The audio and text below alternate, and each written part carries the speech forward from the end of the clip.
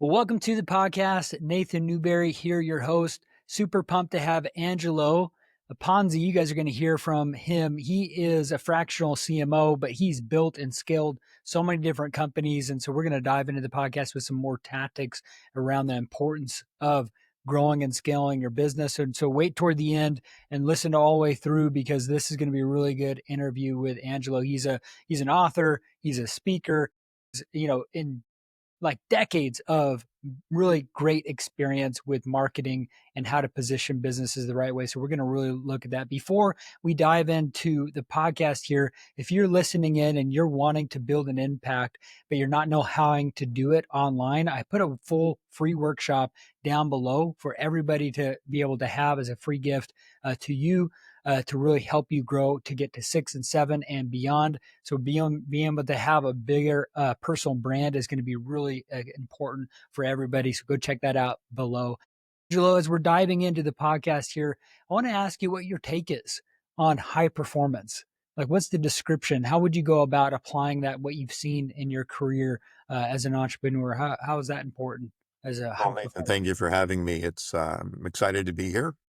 And hopefully, throughout the podcast, we'll share some nuggets that your audience can take away and hopefully implement.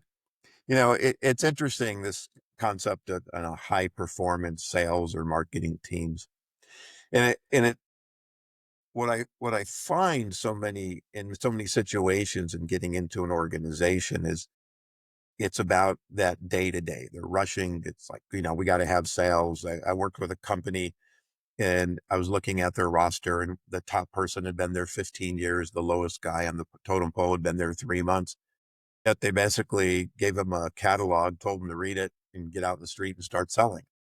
So there was, high performance wasn't even in the realm. Plus it took over a year, which they admitted, for somebody to actually be successful in their industry. And so as I talk to companies, like, we need to step back. We need to kind of deconstruct what you're doing, understand, is the tail wagging the dog? Are you chasing stuff that doesn't exist? Another client had 5 different verticals they've been chasing for years, 25 years. The reality was 2 of those verticals hardly ever yielded any results, yet they were spending equally in investing in their marketing activities. So there was no way for an opportunity to be successful. So I say, we step back, we take a look, we dissect, we dig into the internal data, which a lot of companies don't. This particular company I'm talking about, when we did that, we found in their 25-year history, they won 30% of every proposal they put out. That's huge. Now, is that 30% of the $1,000 proposals, or is that 30% of the $1,000,000 proposals? And looking at their sales teams, dissecting this again, the number one salesperson, been there for 15 years, had 750 accounts. How do you grow? How do you succeed? How do you perform at a high level when you're trying to, eke out the $1,000 accounts because you don't want to let them go because you get a little commission, versus spending your time regenerating those bigger opportunities? So when I look at that, and I'm picking on sales because ultimately, as we in marketing build the awareness, drive the interest, position the companies, eventually it goes down and it gets handed up to sales. And working with those teams to make sure there's a consistency in the way we talk, the way we approach, and making sure that the right points are being leveraged. Hey, I love it that you've been in business for 25 years. Love a client. Love it that you've been in business for 75 years. But that's a reason to believe, not a reason to buy. And so making sure that we're relevant in the way we communicate, understanding the pain points, and coming at it differently, as opposed to, look at all the stuff that we have to sell you. Hopefully that Yeah. gets us close in answering that question. Yeah. Well, tell the audience here a little bit about how you serve people now, so they Sure. get some context from that. Yeah. So my kind of main role is a fractional chief marketing officer. I do sit in the role as fractional chief strategy officer as well. If you think about marketing, kind of the strategic side, and then there's the tactical side. My focus is really on the strategic side. So I have a research background. It's kind of been my role in the agencies or client side, throughout my career. So I look at, how do I get data the facts that I can build a strategy on, how I can reposition. So it's qualitative, it's quantitative, it's analysis of internal data, it's an analysis of external data, whether it's secondary or whether we're generating it ourselves. Looking at the competition, talking to customers, prospects, and trying to really understand what's the motivations, behaviors. Why do they do what they do? What do they require from an organization in order for them to buy? How can I take it from a rational kind of benefits approach to an emotional connection to to the prospect, right? Whether they're making a big decision, are they worried about their job or worried about meeting deadlines? How can I make their job, make them more comfortable in the decisions that they're making to hire us? There used to be that old saying many years ago, right? You can't, whatever it was, you won't get fired if you buy IBM or something like that, right? Well, that doesn't exist anymore, but that was a comfort that everybody had, knowing that IBM was such a powerful company.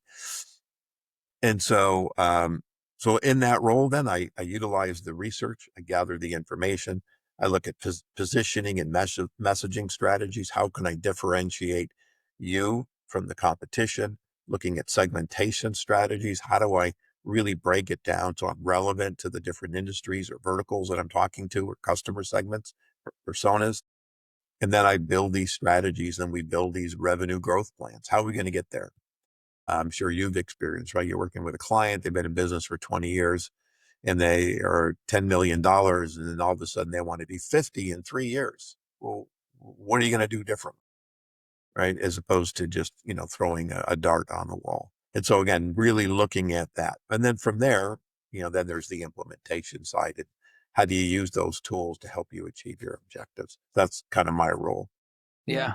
Yeah. Talk to us about the very beginning of this. I think people love origin stories, Angelo. Like you're a smart guy that has built many, many companies and brands with what you've been able to do. Bring us back to the very beginning of like how you got into this. Was it easy? Was there some challenges along the road? Tell us some of those things that I think the audience would love to connect and understand who you are a little bit more too. Sure. Well, if you want to follow the full story. So I'm from the East Coast. And in my senior year of college, my sister lived here in California.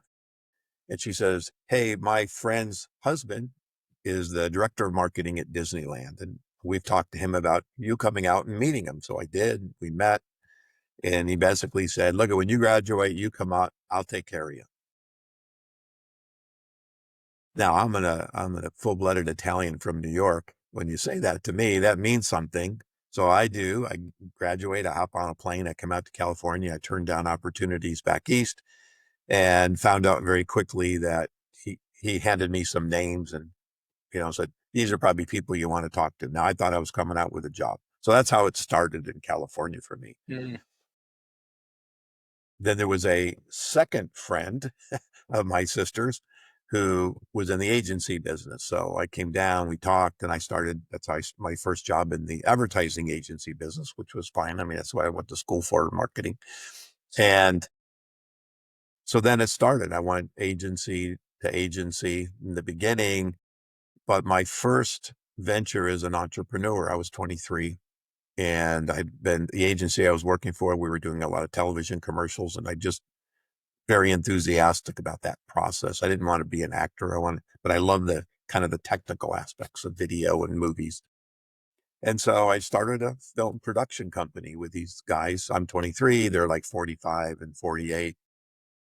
And I learned very quickly that not everybody was as honest and direct as you'd hoped. And so in and out in 8 months. And that was probably the best learning experience I ever had. I thought I wanted to be an art director. I found out very quickly with the advice of my friend that I was horrible at drawing, and, I could draw a straight line with a ruler. So I went back into marketing, ended up at an international agency, and then was there for several years. And then I was hired by one of my clients, and now I went back to the client side and went back to the agency side.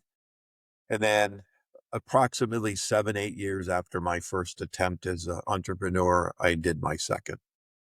And that eventually I became the strategy guy for the agencies I used to compete against because a lot of them didn't have a me. And so that actually went about 5 years. And then one day I went, why am I doing this for these people? Why am I helping them win business to start my own firm? So I started an agency, but more strategic agency. We would always farm out creative. About 12 years into that, give or take, met this creative team and we just won everything. We couldn't look at a piece of business without winning it. And so we ended up both selling to a large advertising agency in Los Angeles. They put us together. We started a new firm. That went about 8 years. And then they decided to absorb us. And I said, no, thank you. So I went back to kind of trying to start my own thing again, but that was right in the middle of the recession. That didn't work out very well.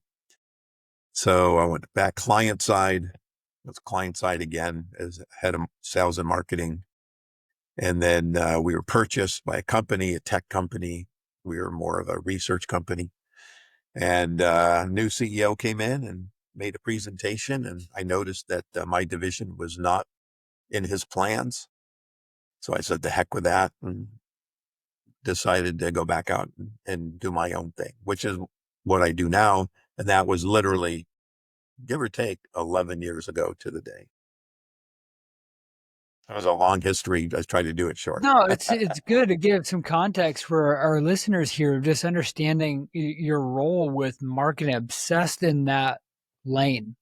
So many entrepreneurs, they bounce around, with different ideas and they never stick to that main sector. And for you, you've been in this marketing and entrepreneurship journey, and talk about this process. I think you were married and even had kids during this up and down roller coaster. Was your wife, is she a stay home mom at that time? Was that easy when you had all these ups and downs of being an entrepreneur to, you know? Well, actually,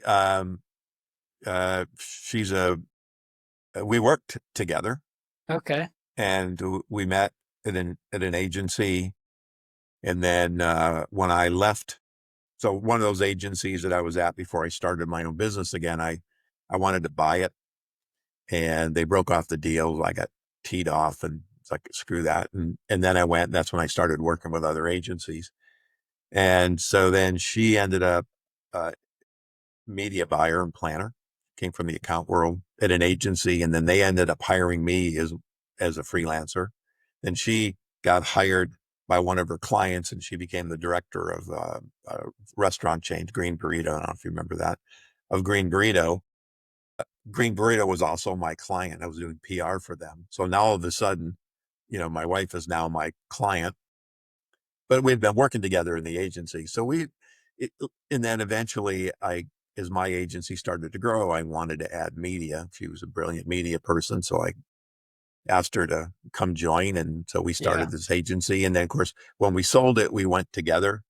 And then when that ended, we were, like I said, we were trying to start something new. It was in the middle of recession. And then she ended up getting a job. I got the job in Los Angeles. She got a job as the regional director of marketing for Celebrity Cruises. And so she was there for about 8 years. And then, of course, COVID hit and nobody was cruising. At that point in time, she said, I'm going to take a little time off. And we started talking. And anyway, we're back working together. So That's she's cool. really solid brand strategist. And so we have about 5 of us, but she works very, very closely. So we have this firm together. But it That's was great. just natural to kind of bring that team back together. Yeah. That's the way to do it. That's the way to do it. Let me shift gears and ask some tactics around this.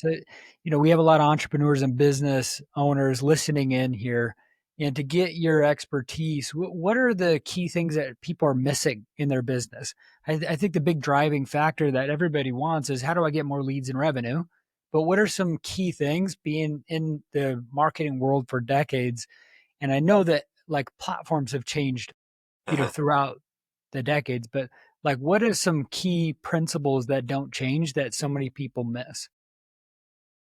Well, I alluded to this earlier, is you have to understand your customers. Mm. You have to understand how they consume information. We all, let's face it, your website is the key. If your website doesn't communicate, you're already at a disadvantage. Why? Because in most cases, whether you're even consumers versus B2B, they're heading to the website to get more information. 85%, it was like the last number I have in the B2B world, they go right to the website, start to search. If they can't find what they're looking for in one or two clicks, if you make them work hard, they abandon you. So your website is extremely important. But the I think the area, before we talk about some of these specifics, is if I know how you consume information, right? If I'm talking to a 65-year-old engineer, a lot of them are old school. They still like white papers and stuff like that, where I would never put a white paper in front of a 30-year-old engineer. This is not going to happen, right? I'm not saying the never, but that's not like my main. I'm going to look at videos. I'm going to look at, short stories, things that I can do that give them information and maybe lead them to a technical papers, let's say. But at first, that's, that it's that instant gratification. Nobody has enough time. Nobody spends much time on the social channels, right? They're just scrolling, they're clicking, and they're just kind of moving on. So you got to understand how they consume, how to reach them. But I think the biggest mistake that companies make, it's small and large, is being inconsistent. I started working with a new company recently and talking to them. They go, yeah, we blog. It's okay, fantastic. And I went on their website and it's like, you blogged once in 3 years. That's not blogging, right? And so and I see this in SEO all the time. It's like, well, we did SEO, it didn't work. I said, oh, how long did you do it? About 30 days. I could have told you it was a waste of money. And so doing it and not doing it it does more damage, Hmm. right? I've got this client I'm looking at, and the last time they blogged, I'm not kidding, was like 2018. Yet, when I look at their analytics, they're still getting hits on those pages. So I can show them that people are still interested in the content, but it's just old. Hmm. And so they're not spending a lot of time with it. So again, now we're working strategies of how to make that change. Do we update it? Do we do some interesting things with it to kind of bring it back to life, if you will, that content? So I think there's understanding how they're consuming, making sure you're wherever they need to be at the time. So I'm a big believer in integrated marketing. So there's no silver bullet in marketing. And so you need to be in the social channels. You need to be on, the blogging. You need to be at conferences. I mean, you need to kind of be everywhere because you just don't know when it's going to trigger somebody has a pain point. But also there's that strategic side. So working with a company about 3.5 years, when I went in, they had the company was maybe 15 years old, but the new line was home compostable straws to worry because of the plastic bans that are going on in the United States. And so one of the first things I did is I researched where all the bans are. I researched how the bans are implemented. So like in the case of California, there's actually a state ban, county bans, and city bans, and they're all different. So that creates an issue. I looked at where all their inquiries and their site visits were coming from, and I could start to see patterns that, let's say California was getting a lot of interest because why? Because we had all these bans. But I also noticed that we had a lot of interest out of Texas and Georgia. Well, they have no bans, but those happen to be two states that have huge amount of headquarters for fast food chains and convenience stores. All right. So now we're starting to see kind of the reality of the market. Then we can start to dig in, and we started to dig in and say, okay, what's important to them? What's the behaviors of a restaurant chain? Because think about a restaurant chain in Texas, but also has locations in California or New York. So all of a sudden now they've got other issues. It's not just about a Texas chain. It's about a national chain in states that don't have stuff. For example, and this is a California brand. Uh, what was it? In-N-Out Burger came and said, we only want to buy one straw for all of our stores, but it has to fit all of the bands and all of those areas. And it became an impossible task. We just didn't have that product that fit every band, right? So now the question is, do you start lobbying and start trying to change the laws, right? So that's when I talk about strategic, it's really digging into that data, really understand where you're going to go. And one of the most interesting things was in the restaurant chains versus convenience stores. And there was a kind of a nugget that I like to quote. So the restaurant chains were like quick service, things like that. McDonald's was like, you go in, people get their hamburger, they get their fries, they get their drink, they eat it.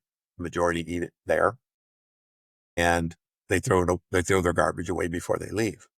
In the convenience stores, people pull up, get their gas, go in, get their Slurpee, walk out the door, and now they're driving, and they're concerned that that stuff ends up on the side of the road.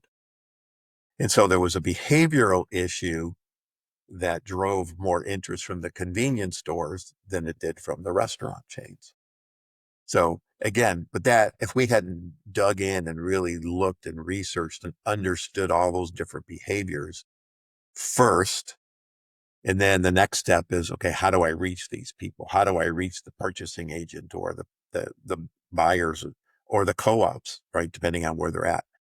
And so, um, so once you get all that, and then it becomes, about consistency in what you're doing. I think I got off topic a little bit, but Yeah, let me ask you this. I mean, everybody knows now that you have to be online. There's no doubt about it. But then how, what, when, and where is kind of confusing.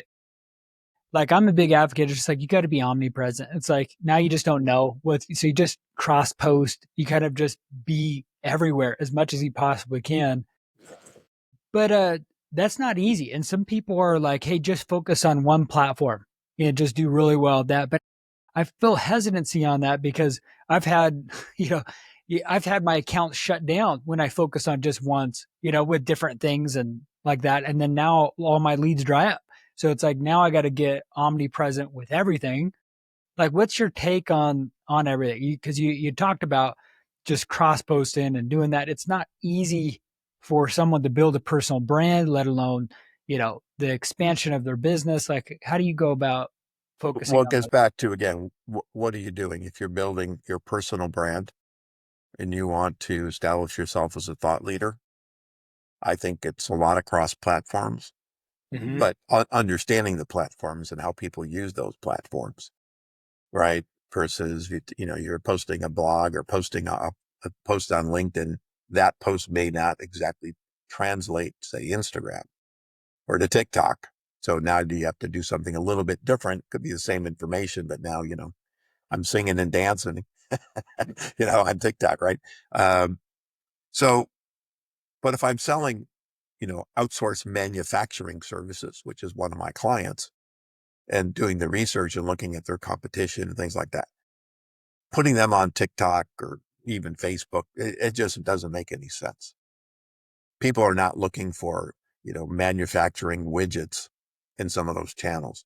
And given, budgets and time and emphasis, we have to make strategic decisions of where are the people looking. And we could pretty much conclude that they're not looking on some of those channels. So we don't really waste time posting on those because I want to focus to build recognition of who they are and overcome whatever challenges and issues in where people are looking. And it's not just like LinkedIn. We're on some of the industry directories and uh, databases and things like that where people search because that's where they're going. And so again, taking the time to really understand, now personally, I drink my own Kool-Aid. I blog, I post. We posted multiple channels, again, I probably do better in LinkedIn than say on Facebook and things like that. But you just never know. It doesn't, for me, I just set it up and it posts and we just make some tweaks and changes to make it work. And consistently, and again, I use that earlier on, is this inconsistency of information. If you're trying to build yourself as a thought leader or trying to promote your brand, You can't do it by posting Right. once a month. It's just a waste What of about time. what about call to actions? I know like there's a Gary V, the give, give, give, and then ask, with the way that you've seen it with you're doing this over a decade, even on your personal brand, how important is just call to actions on as many posts as you can, or is there a value level that you've seen compared to call to action? Like, how do you go about that? Well, I think it's a it's a mix. You can't always, ask for the order, right? That was the old sales thing, right? Go ask for the order. It doesn't work in what we do. So it's how do I give value? So I have on my website, for example, I have like a mini course, marketing course that's free. I have ebooks, I have videos. I podcasted for 4 years. I took a 90-day break, but that was 2 years ago. Um, but I try to give away a lot of free stuff that there's value in it. And by then I'm also driving people to my website. And so Mhm. they can read more about what we're doing. And so for me, it's about that kind of give back. But there's always should be some kind of call to action. Um, because again, otherwise you're just, putting out information. You want them to do something, whether it's sign up for your newsletter. I do that. Right. So I'm always trying to give to get, if that makes sense. It's Mhm. like the old networking approach, right? You just don't go to a networking meeting and think you're going to walk out the door. By giving, you start to build relationships. And it's really, you're building a relationship, whether it's in person or online. You're building a relationship with your audience. And for me, I belong to a lot of different networking groups. And for me, there was a point at time, this was a few years ago, where somebody would stand up to give me a thank you for a referral. And they could tell my story almost better than I could tell my story. And I thought, okay, that's cool. So I'm starting to make inroads. And then, you start to get inquiries or interest from people that I'm working on a potential new business opportunity from a guy I've known for 7 years. And I presented at his group a few times, but never have I ever, had him want to refer something in or have that kind of conversation. And then out of the clear blue sky, he just calls and says, I got an opportunity for you. So you just don't know. So there's that consistency of who you are. If you're a chameleon, a friend of mine who's like a chameleon, one day he's this, the next day he's that, he's something else. It just confuses the market. And so it's kind of know your lane, know what you want to do, know your value proposition, how people are going to benefit from working with you. And for me, the best way to kind of set that tone is to give out information, whether it's through blogging or the ebooks or we talked about the new book coming out that um, that helps build your credibility. And so that becomes extremely important. Yeah. I'm wondering, over the years, there's different ways. Like you get on stages, you get on podcasts, you write books, you have a website, you do social media. There's some leverage where it's a long term versus short term, right? And I think so many times people miss the need for it, maybe because they're an entrepreneur and they're starting things, and then they, change. Talking about the lanes that you're talking about, I think sometimes there's an element of being an entrepreneur where you're testing the waters to see actually what sticks and what doesn't. How do you go about, like you're talking about, where it's like it's being strategic and you realize, hey, we tried it, but we didn't. Like, how do you gauge, what works and what doesn't, and then trying to do everything you possibly can? Like, there's leverage that I feel like needs to happen where it's like an entrepreneur can't do it all. So you got to build a team or systems or automations. Like, talk about some of those things in that too. Yeah, well, having some proper kind of tech stack, if you will, to help you, whether it's a CRM, whether it's email automation or combination within your stack, becomes very important, especially in today's world, right? This automation is a way to help you act like, my opinion, that, I can be five people by using my automated automation tools versus having, five people doing, these single tasks. But it's yeah, there's so much, um, so many different kind of areas. Sorry, can you ask the question again? I think I got lost on it. Yeah, I asked a lot of different questions on that, Yeah, but let me ask you with leverage. Let me ask you with that, like building a company, you need a team. How do you go about your first hire? How do you go about leveraging being able to reach people and get leads and revenue? sure. Well, I think that, when you start hiring employees, it kind of changes the dynamic of your organization. So, so for me, for example, this company is 11 years old, and everybody I use is a 1099. Hmm. Consistently use. So I know who they are. I know what their strengths are. And in some cases, I'm, maybe not quite there. Maybe 80% of their time. In other cases, I'm 10% of their time. But I know where to go if I need stuff. And because again, when I grew my agency before and I started hiring people, and all of a sudden I've got, like say a PR person, but we're not doing PR all the time. And so now I'm paying them to either sit around or to do tasks that they're not meant to do. And so that kind of utilization aspect of the person. And because of some of the tools, especially in AI and processes and stuff like that, I mean, you can start to automate some of those kind of tasks, but really vetting and understanding the person, not only their resume. And a lot of times people look at resumes, they ask questions and they go, oh, yeah, they're qualified. But they don't really spend the time to get to know that person. I was telling you a story earlier when this company was going to hire me. And, long story short, I ended up being with the lady for almost 7, 8 hours. But she got to know me really well. As a matter of fact, when she made strategic hires in the C-suite, she adopted a all-day session where that person had to go in and meet with people, sit in meetings, and really she got to look at how they act. And because it's more than like saying just a resume, it's really is how do they interact? How do they deal with people? Are they leaders? Are they collaborative? And, you can say a lot of words, but it's interesting to watch. But I had a guy I worked with who talked about his collaboration, and he was a screamer. He was like always screaming at people. Well, I don't care how much he collaborated. You start, berating people all the time, then you lose people. And Hmm. and so it just, that those hires, and again, especially in small businesses, become very important because you don't want to hire a person who's just ABC, right? You want somebody that has the ability to do some crossover, but also understands their goal. And I think sometimes that helping employees understand the role, their impact in the process within their firm. So, for example, when a manufacturing client is, I want everybody to know what we're doing. Why?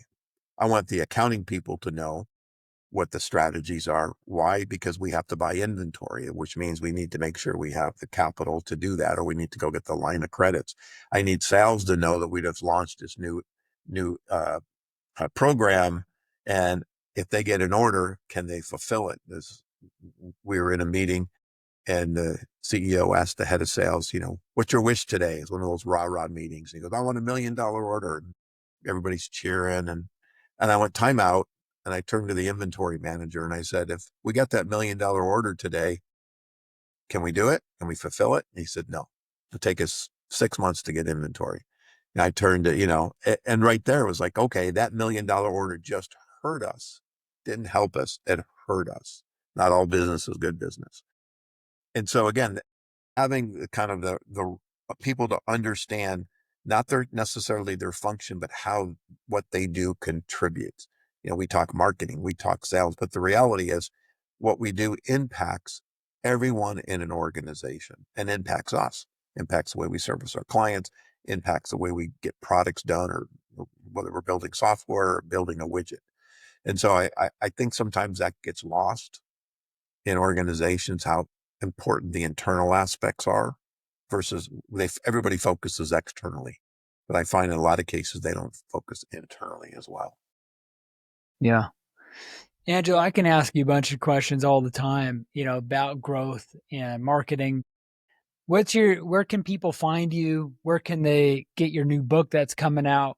How can they follow you for more? Yeah, so the easiest is to connect with me on LinkedIn. From there, I have all the links to my website and podcasts and everything else. And they're still up. People still listen. They still download. Amazing. But have that. There's a lot of free stuff, as I mentioned, on my site. The new book, I think we're in the final edits, and hopefully it'll be up on Amazon in the next 3 to 4 weeks, and um, and we'll promote it obviously on LinkedIn and other places. So if you follow me on LinkedIn, you're gonna get to see all when we post blogs. We have a LinkedIn newsletter. So again, we're very active and always giving away insights and a lot of information, to help companies grow, whether they use me or not. Yeah. Good, good. I'll put all those links down below.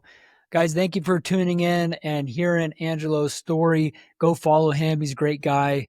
I'll put all the links down in the description. Same thing with that free workshop that I was mentioning at the very beginning of the episode here of how you grow more online. Make sure to go check that out.